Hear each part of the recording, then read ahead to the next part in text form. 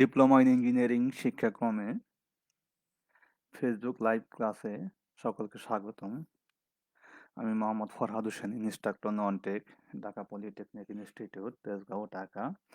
আজকে আমি diploma in engineering দ্বিতীয় পর্বের ফিজিক্স 2 বিষয়ের 2 নম্বর চ্যাপ্টারের উপরে কথা বলবো। তোমরা মনোযোগ দিয়ে ধৈর্য সহকারে শুনবে যাতে তোমাদের কিছুটা কাজে লাগে। আজকে আমরা এই চ্যাপ্টারে বা এই অধ্যায়ে যা যা শিখবো তা হচ্ছে একই তাপে বিভিন্ন পদার্থের আকৃতির পরিবর্তন ভিন্ন ভিন্ন হয় সেটা আমরা দেখব। দ্বিধাতব পাত, থার্মোস্ট্যাট, প্রতিবাহিত দোলক প্রভৃতির ক্ষেত্রে বৈষম্যমূলক প্রসারণ, প্রসারণজনিত সমস্যাদের প্রতিবিধান, কঠিন পদার্থের প্রসারণ গুণাঙ্কের একক সমূহ এবং গাণিতিক সমস্যাগুলির সমাধান এবং কিছু বাড়ির কাজ দেখাবো।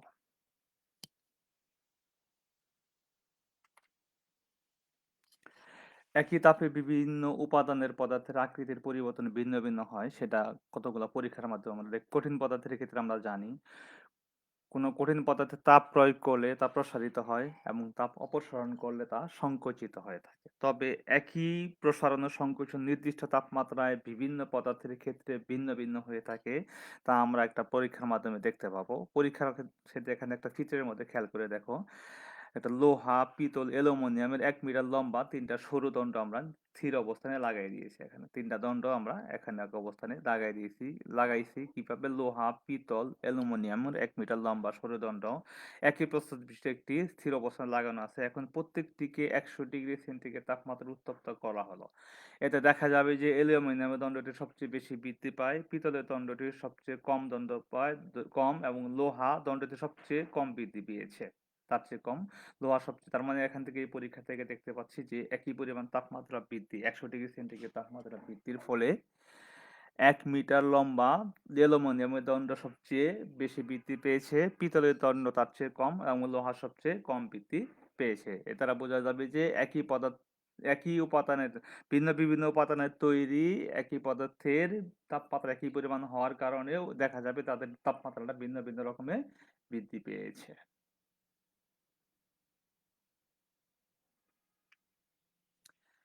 তারপরে খেয়াল করো, দেখো দ্বিধাতব পাত, থার্মোস্ট্যাট, প্রতিবাহিত দোলক প্রভৃতির ক্ষেত্রে বৈষম্যমূলক আচরণ। দেখো তাপমাত্রা বৃদ্ধির ফলে তারা কি কি আচরণ করে সেই জিনিসটা আমরা দেখবো একটু। বৈষম্যমূলক প্রসারণ বলতে বোঝা যায় যে একই তাপমাত্রায় উত্তপ্ত করলে বিভিন্ন পদার্থের প্রসারণটা বিভিন্ন হবে। দ্বিধাতব পাতের ক্ষেত্রে সাধারণত একই দৈর্ঘ্যের সাধারণত একই দৈর্ঘ্যের দুটি ভিন্ন পদার্থের পাতলা পাতকে দুই প্রান্ত জ্বালাই দিয়ে জোড়া লাগানো হয়। দ্যাট মিনস এখানে স্যান্ডউইচিং করা হয়েছে। একে দ্বিতীয় পাতল, এখানে দুইটা পাত আছে, এক পাশে হলো পিতল আর এক পাশে হলো লোহার পাত। এখানে পাত দুটি লোহা, একটি পিতলের পাত নেওয়া হয়েছে। এভাবে সৃষ্ট দ্বিধাতব পাত সাধারণ তাপমাত্রায়, যেখানে তাপমাত্রা সাধারণ থাকে নরমাল টেম্পারেচারে, তারা সোজা হয়ে থাকবে। কিন্তু উক্ত পাত দুটিকে উত্তপ্ত করলে লোহা ও পিতলের পাতটি ভিতরের দিকে বেঁকে গেছে। তাপে পিতল ও লোহা অপেক্ষা বেশি প্রসারিত হয়েছে। এটি লোহার পাতকে বাঁকিয়ে দিয়েছে, ধনুকের মতো বাঁকা হয়ে যায়। উক্ত দ্বিধাতব পাতকে ঠান্ডা করলে বিপরীত দিকে বেঁকে গেছে। দ্যাট মিনস ভিতরের প্রান্ত হয়েছে আহ, পিতলের এবং বাইরের পাংশ হয়েছে লোহা। তার মানে কি একই পরিমাণ তাপমাত্রা হ্রাসের ক্ষেত্রেও দেখা যাচ্ছে যে এখানে সংকোচনটাও পিতল হয়েছে। দ্যাট মিনস একই পরিমাণ তাপমাত্রা বৃদ্ধি বা হ্রাসের ক্ষেত্রে প্রসারণ এবং সংকোচন লোহার চেয়ে পিতলের বেশি, প্রসারণও বেশি এবং সংকোচনও বেশি। এই পরীক্ষা দ্বারা সেটা দেখা যায়। এরপরে খেয়াল করো থার্মোস্ট্যাট। থার্মোস্ট্যাট হলো বৈদ্যুতিক যন্ত্রপাতিতে তাপ নিয়ন্ত্রণ দ্বারা বিশেষ প্রয়োজন বা দরকার। যে ব্যবস্থার মাধ্যমে বা যে পদ্ধতিতে একটি নির্দিষ্ট তাপমাত্রা সর্বদা স্থির রাখা হয় তাকে থার্মোস্ট্যাট বলা হয়। এতে দ্বিধাতব পাতের নীতির প্রতিফলন ঘটে। সাধারণ থার্মোস্ট্যাটে একটি দ্বিধাতব পাত ব্যবহার করা হয়। কক্ষ তাপমাত্রায় বৈদ্যুতিক বর্তনীতে এটি পাত্রে সোজা হয়ে থাকে যখন বর্তনী পূর্ণ হয়, ফলে বিদ্যুৎ প্রবাহ চলতে সম্ভব। কিছুক্ষণ পর বিদ্যুৎ চলার পর দ্বিধাতব পাতটি উত্তপ্ত হয়, তখন এটি বেঁকে যায়, ফলে বৈদ্যুতিক বর্তনী ছিন্ন হয়ে যায়। এতে বিদ্যুৎ প্রবাহ চলাচল বন্ধ হয়ে যায়। কিছুক্ষণ পর আবার ঠান্ডা হলে সেটা আবার সোজা হয়, আবার বিদ্যুৎ প্রবাহ চলা শুরু করে। থার্মোস্ট্যাট এই নীতিতে কাজ করে থাকে। সাধারণত বৈদ্যুতিক ইস্ত্রি, ইলেকট্রিক মোটর, রেফ্রিজারেটর, বৈদ্যুতিক কেটলি ইত্যাদিতে এর বহুল ব্যবহার দেখা যায়।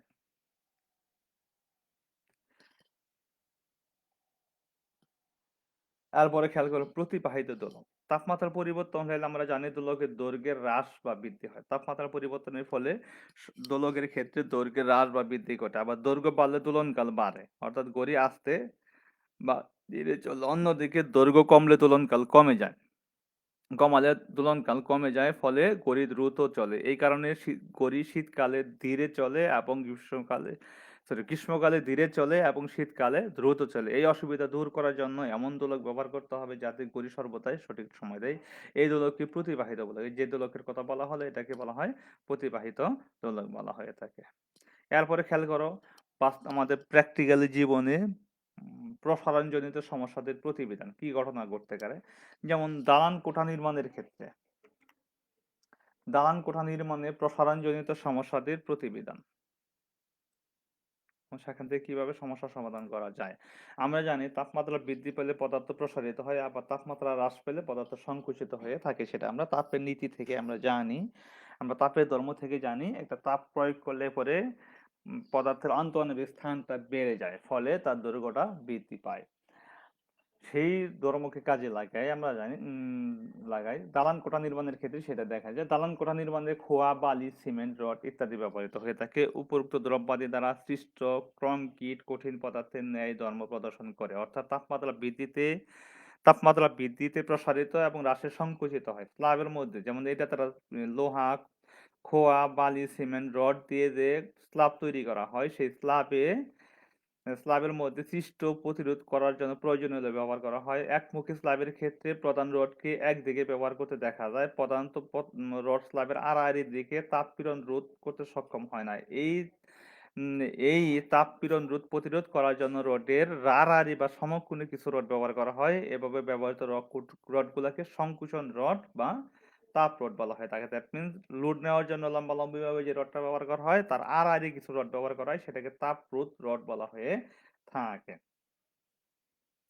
প্রধান লোহা এবং এই রডের মাধ্যমে লোডকে স্ল্যাবে সর্বোচ্চ সরিয়ে দেয় বলে এই দালান কোঠা ক্ষতির হাত থেকে রক্ষা পায়। তাছাড়া দেয়াল ও ছাদের সংযোগস্থলে পলিথিন বা কাগজ ব্যবহার করা হয়, এতে তারা আলাদাভাবে অবস্থান করে। এক্ষেত্রে সংকোচন বা প্রসারণে ছাদের কোনো ক্ষতি হয় না। এরপরে খেয়াল করো চাকার লোহার বের পড়াতে তাপ প্রয়োগ করা হয়ে থাকে। আমরা জানি ট্রেনের চাকার যে স্টিল বা টায়ার থাকে তাকে গ্যাস বার্নার দিয়ে বেশি উত্তপ্ত করে করে চাকার উপর বসিয়ে দেওয়া হয় এবং শীতল হলে ঠান্ডা বা হয়ে সংকুচিত হওয়ায় তা চাকার উপর শক্তভাবে লেগে যায়। এরপরে খেয়াল করো রেল লাইন আমরা সবাই দেখেছি। রেল লাইনের জোড়ার মুখে ফাঁক রাখা হয়। কেন রাখা হয় এটা খেয়াল করো। ফাঁক রাখা হয় রেল লাইনে ব্যবহৃত পাতগুলো যেগুলো সাধারণত লোহার তৈরি, মাঝে ফাঁক রাখা হয়। গ্রীষ্মকালে সূর্যের তাপে লোহার প্রসারণ ঘটে। তাছাড়া বাড়ির ট্রেনের চলাচলের জন্য প্রসারণ ঘটে থাকে। ফাঁক না থাকলে প্রসারিত হওয়ার সময় পাতের সংযোগস্থল বেঁকে যেতে পারে, এর ফলে দুর্ঘটনা ঘটতে পারে। এই দুর্ঘটনাগুলো থেকে রক্ষার জন্য এই পিপার গুলো দ্যাট মিনস এই পাতগুলোর মাঝখানে এখানে চিত্রের মধ্যে খেয়াল করে দেখো এখানে ফাঁকা রাখা হয়েছে। এরপরে খেয়াল করো হারিকেনের চিমনি কাঠ ফাটা থাকে। হারিকেনের চিমনি এখন বর্তমানে হারিকেন ব্যবহার করা হয় না, পূর্ব হারিকেন ব্যবহার করা হতো। হারিকেনের গরম পানি চিমনিতে পানি পড়লে চিমনি ফেটে যায়, কারণ চিমনির তাপ কুপরিবাহী। কাজে চিমনির যে অংশ পানি পড়ে সেগুলো ঠান্ডা হয়ে যায় এবং সংকুচিত হয়, কিন্তু কাজ কুপরিবাহী বিদায় কাছের অংশ শীতল হয় না, সংকুচিত হয়। এই কারণে হারিকেনের চিমনি ফেটে যায়। এরপরে খেয়াল করো শীত ও গ্রীষ্মে কাঠের দরজা হ্রাস বৃদ্ধি ঘটে। শীতকালে এবং গ্রীষ্মকালে দরজার কাঠের হ্রাস বৃদ্ধি ঘটে। শীতকালে কি দরজার ফাঁক বৃদ্ধি পেয়ে যায়, গ্রীষ্মকালে তা প্রসারিত হয়। শীতকালে কাঠের কাঠের দরজা জানালায় ফাঁক দেখা যায়, আবার গ্রীষ্মকালে ওই দরজা জানালা সহজে আটকাতে চায় না। উপযুক্ত কাঠ দিয়ে দরজা জানালা তৈরি না করলে তাপমাত্রা পরিবর্তনের সাথে কাঠের সংকোচন ও প্রসারণ ঘটে। এরপরে খেয়াল করো পাহাড়ের ফাটল। শীতকালে পাহাড়ে ফাটল দেখা যায়। পাহাড়ের গায়ে অনেক সময় ফাটল দেখা যায়। দিনের বেলায় রোদের তাপে পাথরগুলো প্রসারিত হয়। পাহাড়ে যে পাথর তৈরি প্রসারিত হয়, রাতে তাপ বিকিরণের পর তা সংকুচিত হয়। এরূপ ক্রিয়া প্রতিক্রিয়ার কারণে পাহাড়ে ফাটলের সৃষ্টি হয়। এরপরে খেয়াল করো পুরো কাঁচের গ্লাসে গরম পানি ঢাললে তা ফেটে যায়। পুরো কাঁচের গ্লাসে গরম পানি ঢাললে তা ফেটে যায়, কারণ কারণ গরম পানি ঢালার সাথে সাথে গ্লাসের ভিতরের অংশ প্রসারিত হয় কিন্তু বাইরের অংশ প্রসারিত হয় না। কারণ কাঁচ তাপ কুপরিবাহী, ফলে ভিতরের অংশ প্রসারণের কারণে কাঁচ পাত্রটি ফেটে যায়।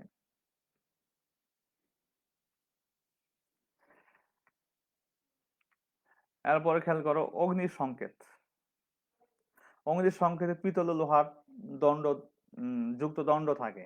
আমরা জানি অগ্নি সংকেতে পিতল ও লোহার দণ্ড যুক্ত থাকে। পরে যখন আগুন লাগলে দণ্ড বেঁকে যায় এবং তড়িৎ বর্তনী পূর্ণ হয়ে যায়, সঙ্গে সঙ্গে সংকেত ঘন্টা বেজে ওঠে। এরপরে খেয়াল করো টেলিফোন বিদ্যুতের লাইনে তার ঢিলা থাকে। এটা আমরা সাধারণত দেখে থাকি। গ্রীষ্মকাল ও শীতকালে তাপমাত্রা পরিবর্তনের কারণে গ্রীষ্মকাল ও শীতকালের তাপমাত্রা পরিবর্তনের কারণে টেলিফোন ও বিদ্যুতের লাইনে তার প্রসারণ ও সংকোচন হয়। এ ধরনের প্রসারণ ও সংকোচনে তার ছিঁড়ে যেতে পারে। এই অসুবিধা দূর করার জন্য দুই পোস্টের মাঝখানে ঢিলা রাখা হয়ে থাকে।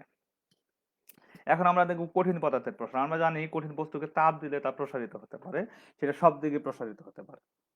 দৈর্ঘ্য বরাবর প্রসারিত হতে পারে, প্রস্থ বরাবর হতে পারে এবং উচ্চতা বরাবরও হতে পারে। যেহেতু তিন দিকে প্রসারিত হতে পারে, সেই কারণে কঠিন পদার্থকে তাপ দিলে যে প্রসারণ হয়, সেই প্রসারণকে আমরা তিন ভাগে ভাগ করতে পারি। সেই প্রসারণগুলো কি কি? একটা হলো দৈর্ঘ্য প্রসারণ, আর হলো ক্ষেত্র প্রসারণ, আর হলো আয়তন প্রসারণ।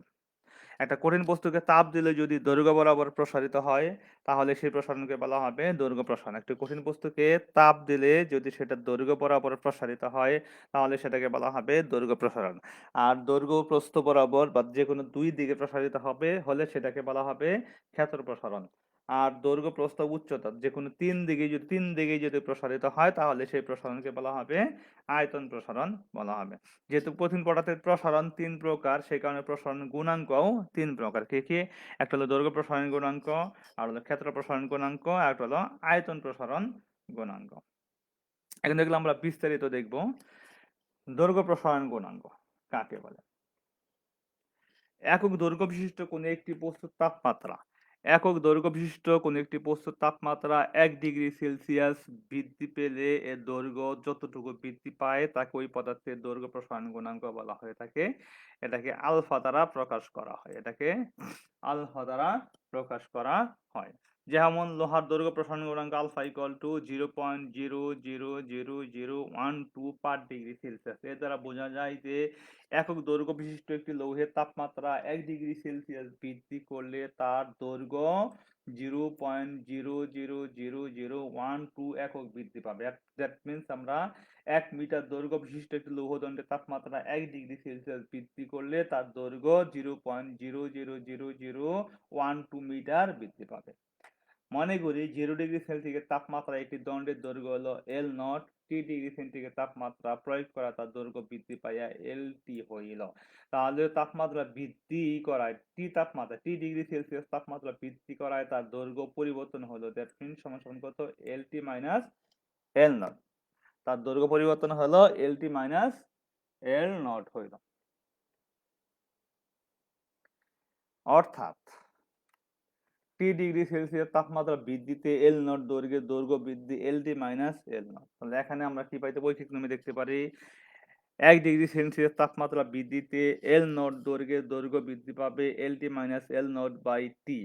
একইভাবে 1 ডিগ্রি সেলসিয়াস তাপমাত্রা বৃদ্ধিতে একক দৈর্ঘ্যের দৈর্ঘ্য বৃদ্ধি পায় LT minus L not by L not into T. অর্থাৎ সংজ্ঞানুসারে এটাকে দৈর্ঘ্য প্রসারণ গুণাঙ্ক বলা হবে। এটাকে আলফা দ্বারা প্রকাশ করা হয়। দ্যাট মিনস দৈর্ঘ্য প্রসারণ গুণাঙ্ক সমান সমান LT minus L not by L not into T.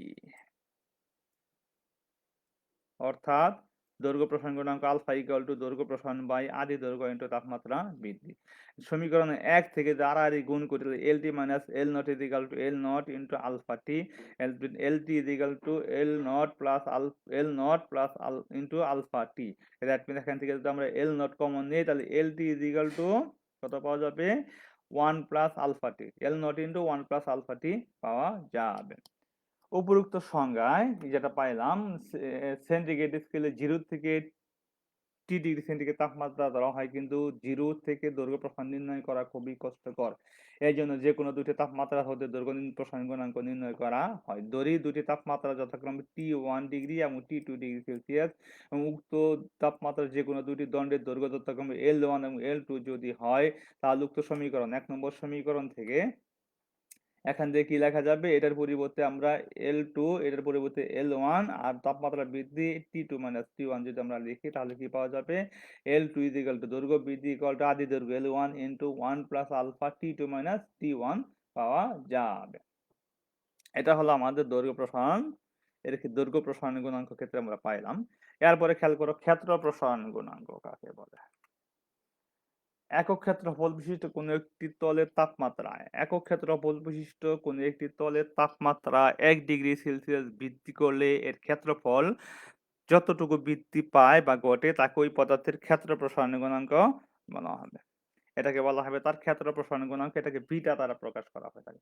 That means একক ক্ষেত্রফল বিশিষ্ট কোনো একটি তলের তাপমাত্রা 1 ডিগ্রি পরিমাণ বৃদ্ধি করলে তার ক্ষেত্রফল যতটুকু বৃদ্ধি পাবে তাকে ওই পদার্থের ক্ষেত্র প্রসারণ গুণাঙ্ক বলা হবে। এই ক্ষেত্র প্রসারণ গুণাঙ্ককে বিটা দ্বারা প্রকাশ করা হয়। যেমন লোহার ক্ষেত্র প্রসারণ গুণাঙ্ক 0.0000024 পার ডিগ্রি সেলসিয়াস। এই উক্তি দ্বারা বোঝা যাবে যে 1 বর্গ একক ক্ষেত্রফল বিশিষ্ট একটি লৌহদণ্ডের তাপমাত্রা 1 ডিগ্রি সেলসিয়াস বৃদ্ধি করলে এর ক্ষেত্রফল 0.0000024 একক বৃদ্ধি পাবে।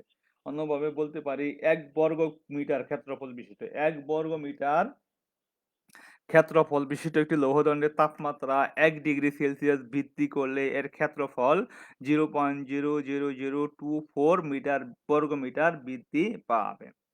মনে করি 0 ডিগ্রি সেন্টিগ্রেড তাপমাত্রা ব্যাখ্যা করে আমরা বলতে পারি, মনে করি 0 ডিগ্রি সেন্টিগ্রেড তাপমাত্রায় একটি কঠিন পদার্থের পাতের ক্ষেত্রফল হলো S not. T degree centigrade তাপমাত্রা বৃদ্ধি করলে তার ক্ষেত্রফল বৃদ্ধি পাইয়া ST হলো।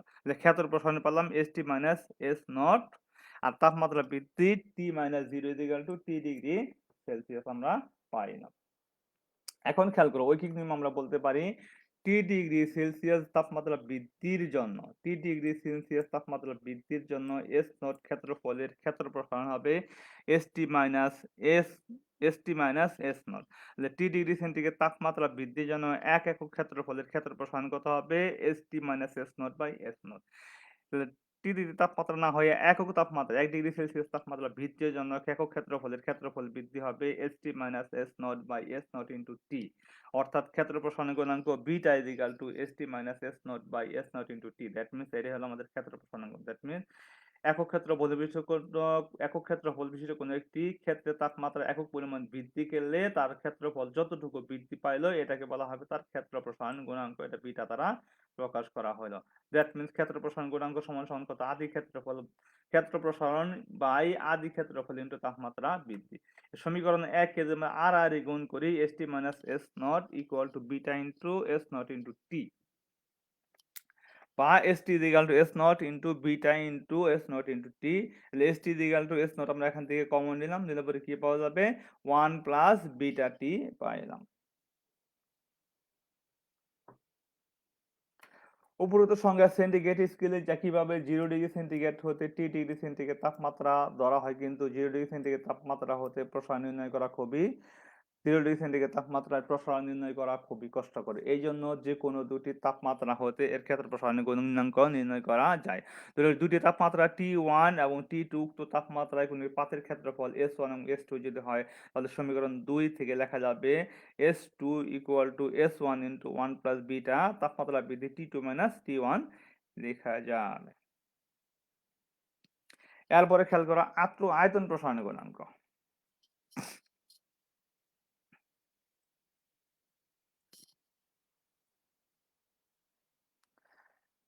একক আয়তন বিশিষ্ট কোনো একটি গণকের তাপমাত্রা 1 ডিগ্রি সেলসিয়াস বৃদ্ধি করলে 1 ডিগ্রি বৃদ্ধি করলে এর আয়তন যতটুকু বৃদ্ধি ঘটে তাকে ওই পদার্থের আয়তন প্রসারণ গুণাঙ্ক বলা হবে। একক আয়তন বিশিষ্ট কোনো একটি গণকের তাপমাত্রা 1 ডিগ্রি বৃদ্ধি করলে এর আয়তন যতটুকু বৃদ্ধি ঘটে তাকে ওই পদার্থের আয়তন প্রসারণ গুণাঙ্ক বলা হবে। এটাকে গামা দ্বারা প্রকাশ করা হয়। যেমন লোহার আয়তন প্রসারণ গুণাঙ্ক gamma equal to 0.000036 per degree Celsius. এই উক্তি দ্বারা বোঝা যাবে যে এক ঘনে একক আয়তন বিশিষ্ট কোনো একটি লৌহদণ্ডের তাপমাত্রা 1 ডিগ্রি সেলসিয়াস বৃদ্ধি করলে তার আয়তন 0.00003 একক বৃদ্ধি একক বৃদ্ধি ঘটে। অর্থাৎ এক ঘনমিটার আয়তন বিশিষ্ট কোনো একটি 1 ঘনমিটার আয়তন বিশিষ্ট কোনো একটি লৌহদণ্ডের তাপমাত্রা 1 ডিগ্রি সেলসিয়াস বৃদ্ধি করলে তার আয়তন 0.00036 ঘনমিটার বৃদ্ধি পাবে। ব্যাখ্যায় আমরা বলতে পারি, মনে করি 0 ডিগ্রি সেন্টিগ্রেড তাপমাত্রায় একটি কঠিন পদার্থের আয়তন, মনে করি 0 ডিগ্রি সেন্টিগ্রেড তাপমাত্রায় একটি কঠিন পদার্থের আয়তন বি নট এবং T ডিগ্রি সেন্টিগ্রেড তাপমাত্রা বৃদ্ধি করলে তার আয়তন বিটি হয়। তাহলে আয়তন বৃদ্ধি হবে বিটি মাইনাস বি নট এবং তাপমাত্রা বৃদ্ধি পাবে টি মাইনাস 0 * T ডিগ্রি সেলসিয়াস বৃদ্ধি পাইল। আমরা এটা পাইলাম। এখন খেয়াল করো 0 ডিগ্রি সেন্টিগ্রেড তাপমাত্রা বৃদ্ধির জন্য বি আয়তনের আয়তন বৃদ্ধি সমান সমান V T minus B naught. T degree centigrade তাপমাত্রা বৃদ্ধির জন্য বি আয়তনের আয়তন বৃদ্ধি V T minus B naught. T degree centigrade তাপমাত্রা বৃদ্ধির জন্য একক আয়তনের আয়তন বৃদ্ধি V T minus B not by B naught. তাই 1 ডিগ্রি সেন্টিগ্রেড তাপমাত্রা বৃদ্ধির জন্য একক আয়তনের আয়তন বৃদ্ধি V T minus B not by B not into T. That means এটাকে বলা হবে gamma V T minus B not by B not into T. That means আয়তন প্রসারণ গুণাঙ্ক আয়তন প্রসারণ বাই আদি আয়তন ইন্টু তাপমাত্রা বৃদ্ধি। তাহলে এখান থেকে গামা গামা সমান কত BT minus B not by B not into T. সমীকরণ 1 কে আমরা আর গুণ করি BT minus B nought equal to gamma B not into T পাওয়া যাবে। অর্থাৎ BT equal to B not into gamma B not into T আর BT equal to B not into 1 plus gamma T পাওয়া যাবে।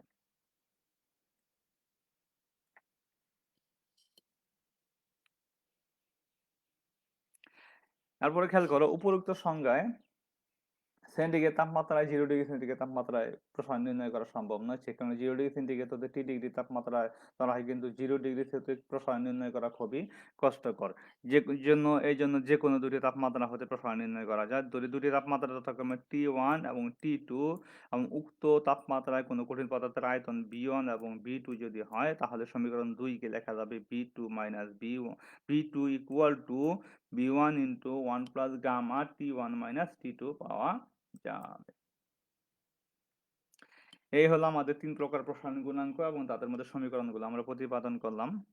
এখন খেয়াল করে দৈর্ঘ্য প্রসারণ গুণাঙ্ক, ক্ষেত্র প্রসারণ গুণাঙ্ক এবং আয়তন প্রসারণ গুণাঙ্কের এককগুলো আমরা দেখব।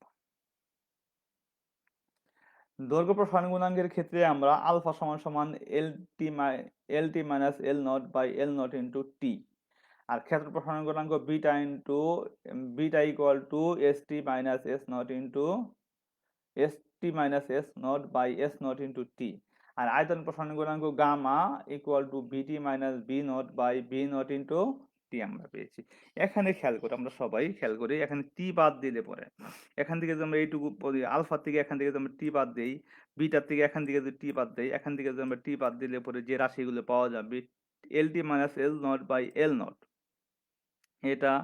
আবার একইভাবে S T minus S not by S naught, একইভাবে BT minus B not by B naught হলো যথাক্রমে দৈর্ঘ্য, ক্ষেত্র, আয়তনের অনুপাত। সুতরাং এই অনুপাত একটি সংখ্যা মাত্র, এদের কোনো একক নয়, কিন্তু টি এর একক আছে যা তাপমাত্রার উপর নির্ভর করে। সুতরাং দৈর্ঘ্য প্রসারণ গুণাঙ্ক, ক্ষেত্র প্রসারণ গুণাঙ্ক, আয়তন প্রসারণ গুণাঙ্ক কি হবে? একই হবে, সেটা হবে পার ডিগ্রি সেলসিয়াস, প্রতি ডিগ্রি সেলসিয়াস অথবা প্রতি ডিগ্রি কেলভিন হবে। এটা হবে আমাদের দৈর্ঘ্য প্রসারণ গুণাঙ্ক, ক্ষেত্র প্রসারণ গুণাঙ্ক, আয়তন প্রসারণ গুণাঙ্কের একক। ম্যাথমেটিক্যাল আমরা কতগুলো প্রবলেম একটু খেয়াল করি। উদাহরণে একে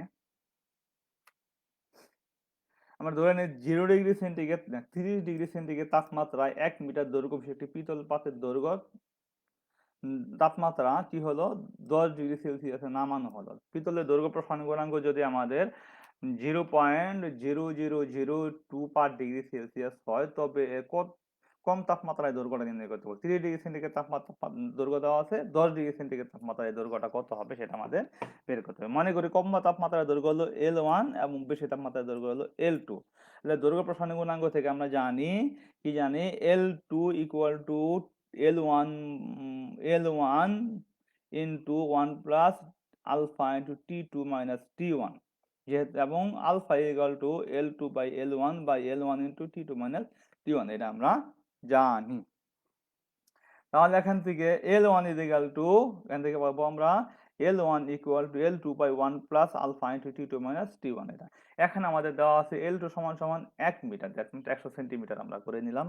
আলফা দেওয়া আছে কত, দৈর্ঘ্য প্রসারণ গুণাঙ্ক দেওয়া আছে আমাদের 0.0002 পার ডিগ্রি সেলসিয়াস। তাপমাত্রা T1 দেওয়া আছে হলো কম তাপমাত্রা হলো 10 ডিগ্রি সেলসিয়াস, আর বেশি তাপমাত্রা T2 দেওয়া আছে 30 ডিগ্রি সেলসিয়াস তাপমাত্রা। এখানে যদি আমরা মানগুলা বসাই দিই, L2 সমান সমান 100, 1 ইন্টু আলফা সমান সমান কত 0.0002, আর T2 সমান সমান 30, আর T1 সমান সমান 10 বসাইলাম। এখানে ক্যালকুলেশন করলে কি পাওয়া যাবে, এটাকে শুধু আমরা একবারে ক্যালকুলেটর ব্যবহার করে ক্যালকুলেশন করে দেই। এখানে পাওয়া যাবে 100/1.0004 সেন্টিমিটার, দ্যাট মিনস 99.96 সেন্টিমিটার পাওয়া যাবে। দ্যাট মিনস 10 ডিগ্রি সেন্টিগ্রেড তাপমাত্রার দৈর্ঘ্য হবে 99.96 সেন্টিমিটার পাওয়া যাবে। এটা গেল উদাহরণ 1। এরপরে খেয়াল করো আরেকটা অঙ্ক। বগুড়া হতে ঢাকার দূরত্ব হলো 200 মাইল, আমরা কল্পনা করলাম। বগুড়া হতে ঢাকার দূরত্ব 200 মাইল।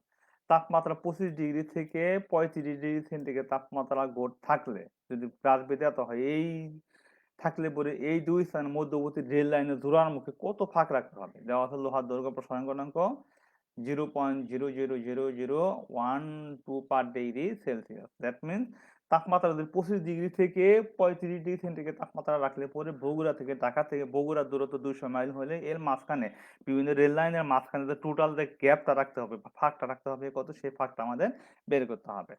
আমরা জানি ফাঁকা স্থান আমরা দৈর্ঘ্য নিলাম, ফাঁকা স্থান মানে কি দৈর্ঘ্য বৃদ্ধি, এই তাপমাত্রায় পরিমাণ দৈর্ঘ্য বৃদ্ধি হবে, সেটা হবে আমাদের কি ফাঁকা জায়গা হবে, সেটা আমরা ধরে নিলাম কত এক্স। তাহলে আমরা জানি যে দৈর্ঘ্য প্রসারণ গুণাঙ্ক ইকুয়াল টু দৈর্ঘ্য বৃদ্ধি বাই আদি দৈর্ঘ্য ইন্টু তাপমাত্রা বৃদ্ধি, আদি দৈর্ঘ্য ইন্টু তাপমাত্রা বৃদ্ধি।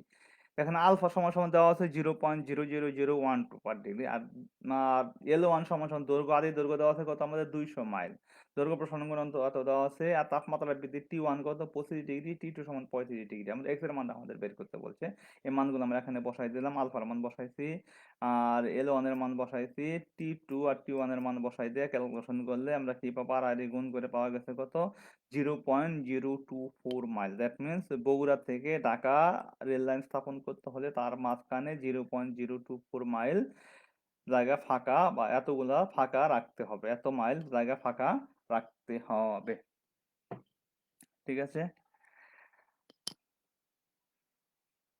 এরপরে খেয়াল করো বাড়ির কটা কাজ দিয়ে দেয় একই রকম ভাবে, যে 40 ডিগ্রি সেন্টিগ্রেড তাপমাত্রা আয় 1 মিটার দৈর্ঘ্য বিশিষ্ট